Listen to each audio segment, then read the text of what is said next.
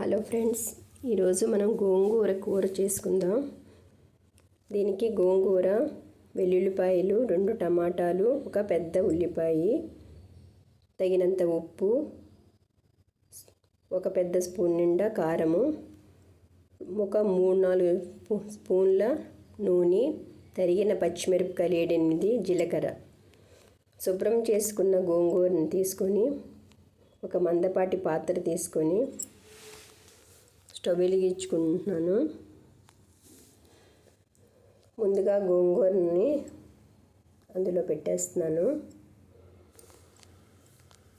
ఇది పుల్లటి గోంగూర అండి. దీనికి చింతపండు అసలు అవసరం లేదు, చాలా పుల్లగా ఉంటుంది.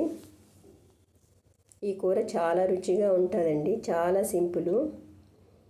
అందులో లోపల పచ్చిమిరపకాయలు ఉడకాలి కదా, లోపలికి పెట్టేస్తున్నాను.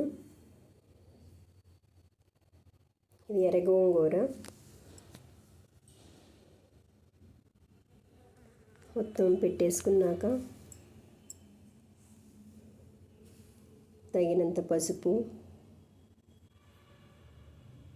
ఒక పెద్ద స్పూన్ నిండా కారం,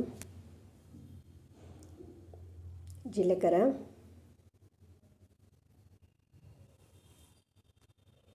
వెల్లుల్లిపాయలు కచ్చాపచ్చా దంచినవి ఒక 10 వెల్లుల్లి రెబ్బలు,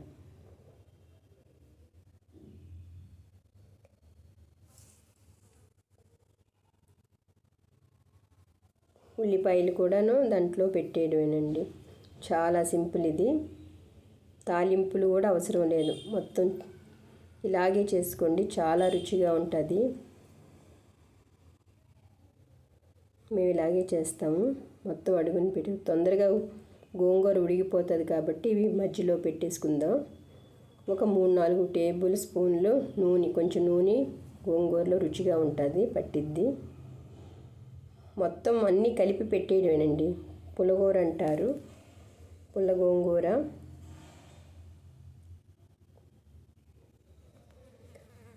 మూత పెట్టేసేసి లిడ్లో ఉన్న వాటరు, కొంచెం ముదిరిపోయిన ఆకేమైనా ఉంటే కొంచెం నీళ్లు పోసుకుందాం. ఒక్కోసారి లేత ఆకు అయితే అస్సలు అవసరం లేదు. ఒక 5 నిమిషాలు అయిపోయిందండి, చూడండి మగ్గిపోయింది. ఇంకొంచెం ఉడకాలి.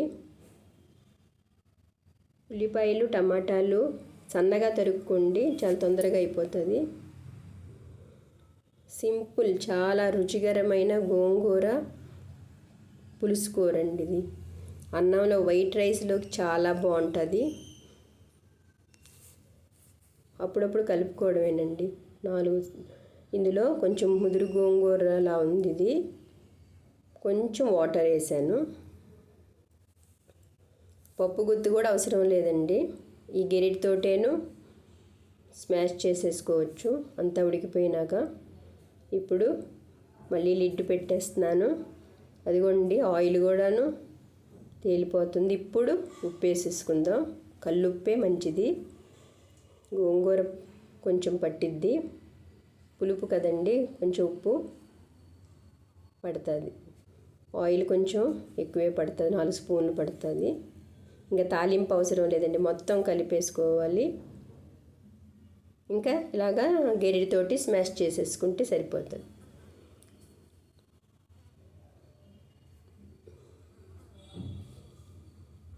లాస్ట్లో కొంచెం ధనియాల పొడి, కొత్తిమీర కూడా వేసుకోవచ్చు ఉంటే. మన పంటి కింద వెల్లుల్లి రెమ్మలు, ఉల్లిపాయలు తగులుతుంటే చాలా బాగుంటుంది. ఆయిల్ తేలిపోతే ఇంక అయిపోయినట్టండి. అయ్యో తేలుతుంది. చాలా ఈజీ మెథడ్ ఇది, గోంగూర కూర. ఇది మన దొడ్లోనే పండిందండి. అగో ఎనిపేస్తున్నాను అంతే.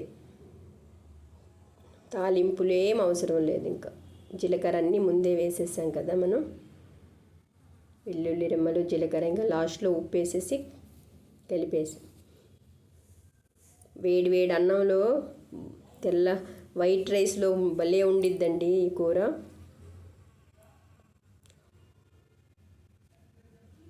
నచ్చితే ఒకసారి చేయండి. మేము వారానికి ఒకసారి ఇలాగే చేసుకుంటాం.